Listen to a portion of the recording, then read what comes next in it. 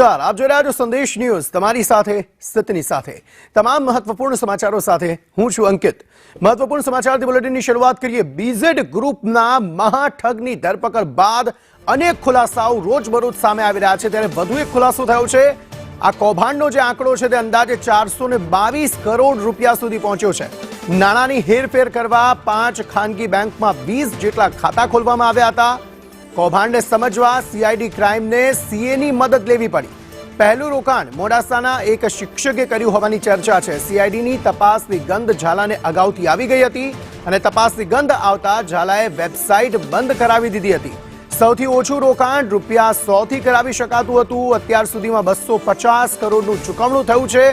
રોકાણકારોને 172 કરોડ ચૂકવવાના હજુ પણ બાકી છે અને પૈસા પરત આપવા હવે ઝાલાની મિલકતો જે છે તે ટાંચમાં લેવાની કાર્યવાહી પણ કરવામાં આવશે। એટલે કે આખો કૌભાંડનો જે આંકડો છે તે 422 કરોડને પાર પહોંચ્યો છે। લગભગ 20 જેટલા અલગ અલગ ખાતા 5 ખાનગી બેંકમાં ખોલવામાં આવ્યા હતા આ નાણાંની હેરફેર માટે, જેથી તે પકડાઈ ન શકે।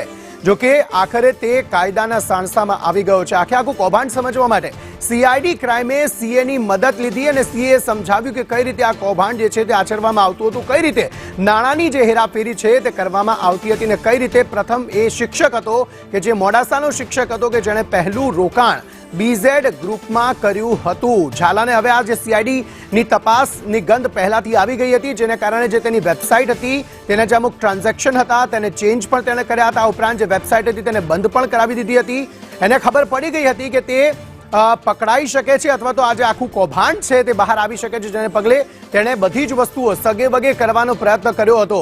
આપને જણાવી દઈએ કે આ જે આખું કૌભાંડ હતું તેમાં ઓછામાં ઓછું રોકાણ 100 રૂપિયાથી રોકાણ કરી શકાતું હતું અને બાકી કેટલા પણ રૂપિયાનું રોકાણ તમે તેમાં કરી શકતા હતા। હવે 250 કરોડનું અત્યાર સુધી, જ્યારથી આ કૌભાંડની શરૂઆત થઈ છે ત્યારથી અત્યાર સુધી 250 કરોડ રૂપિયાનું ચૂકવણું થઈ ગયું છે। ટ્રાન્ઝેક્શન હજુ પણ વધુ કરોડોને પાર છે, જોકે હજુ પણ 172 કરોડ ચૂકવવાના રોકાણકારોને બાકી છે। હવે કઈ રીતે રોકાણકારોને જે ચૂકવણું છે તે થશે, તેના માટે જે ભૂપેન્દ્ર ઝાલા છે તેની જે મિલકતો છે તેને ટાંચમાં લેવામાં આવશે। તેને ટાંચમાં લઈને તેને વેચાણ કરીને ત્યારબાદ જે રોકાણકારો છે તેને રૂપિયા પરત આપવામાં આવશે।